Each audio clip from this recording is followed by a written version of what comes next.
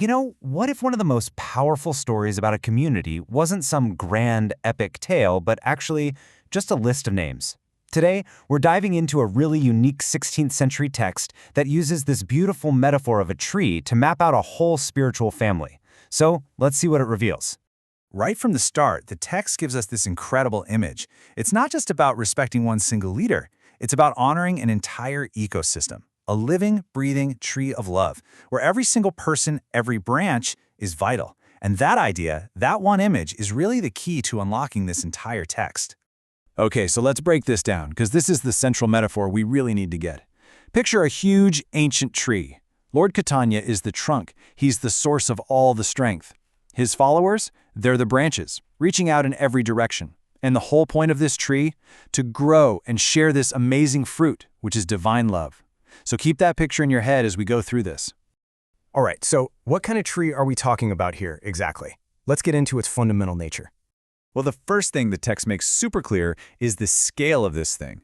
This isn't some neat, perfectly pruned little tree in a garden. It's described as inconceivable, with just countless branches and sub-branches spreading out wildly. It gives you this feeling of a movement that just exploded, organically, not from some rigid top-down plan. And this is where things get really revolutionary, especially for 16th century India, which had a very rigid social structure. The idea that every single branch on this tree is equal was, wow, it was groundbreaking. The text is totally clear. There's no hierarchy here. None are considered lower or higher. This puts a kind of radical equality right at the center of the whole community. Okay, so how does a tree like this even start to grow? Well, it needs a strong foundation, right? Let's take a look at some of the earliest members who basically became the pillars of this whole community. And what's so cool about this is that it shows the movement wasn't built in some big temple or formal institution. It was built in people's living rooms. These folks literally opened their homes, and their houses became the nerve centers for this growing community. Srivasa Pandita's house was the spot for daily chanting. Acharya Ratna's was like a theater for spiritual dramas. And Sadashiva's house was a home away from home for visiting leaders. They were literally providing the physical space for the community to start blooming. But don't get the wrong idea. This wasn't all just quiet, peaceful gatherings. It was also incredibly vibrant, full of energy, full of these powerful artistic expressions of devotion. And these were led by people we could call the artists of the ecstatic. And when we talk about ecstatic expression, boy, does one name just jump right out. Vakreshvara Pandita. For him, devotion wasn't just some quiet internal feeling.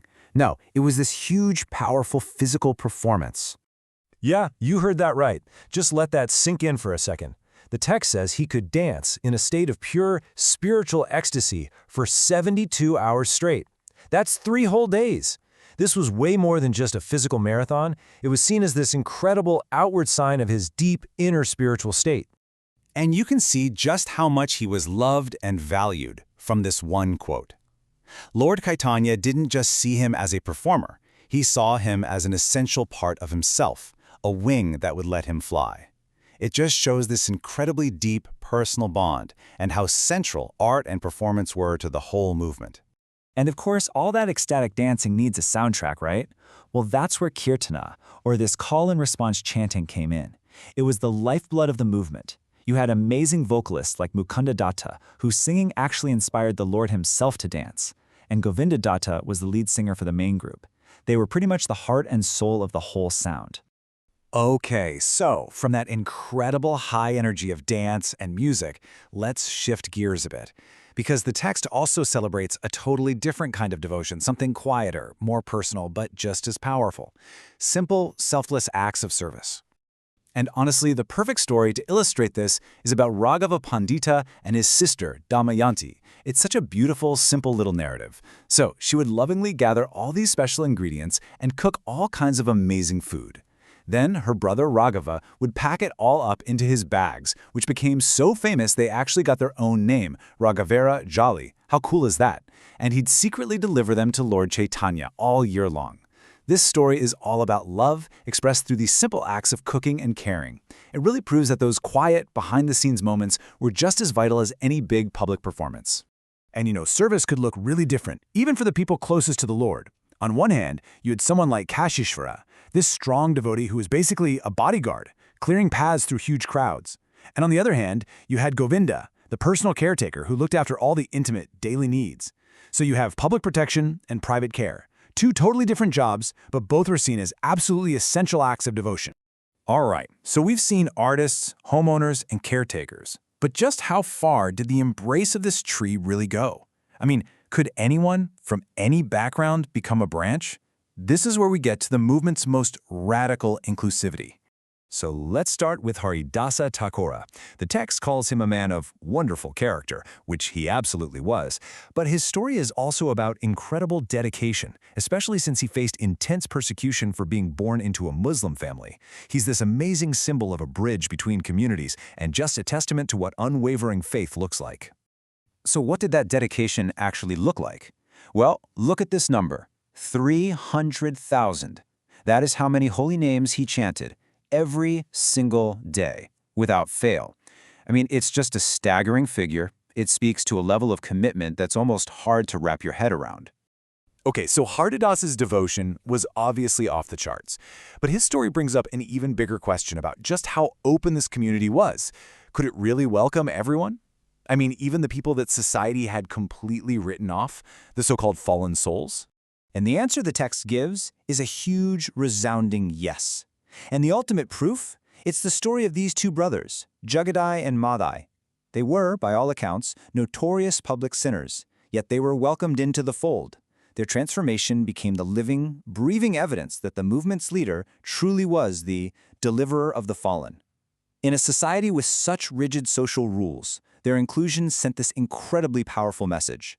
Absolutely no one is beyond redemption. Okay, so this tree, right? It's planted in Bengal. It's got all these diverse, all-embracing branches, but it didn't just stay in one place. Its very nature, like any living thing, was to grow and to spread. And grow it did. I mean, you have these key followers, like the brothers Rupa and Sanatana, who took the seeds and carried them far and wide. Their branches spread all the way through Western India. And the text uses this beautiful language, saying they inundated the world with the waters of love. I love that image. It's like a nourishing flood of compassion just spreading across the land. And this, right here, gets to the heart of why this tree metaphor is so powerful. This isn't some dusty historical artifact. It's a living, breathing system.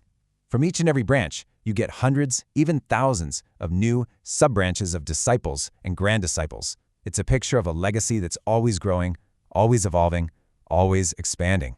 Which really brings us to our final thought here. You know, this text from the 16th century, it's not describing a static object. It's describing a living, growing organism. It doesn't give us a story with a neat ending, but a process that's still going. So that leaves us with a pretty compelling question to think about. If this tree of love is, in fact, still growing today, what do its branches look like now? And who might they be?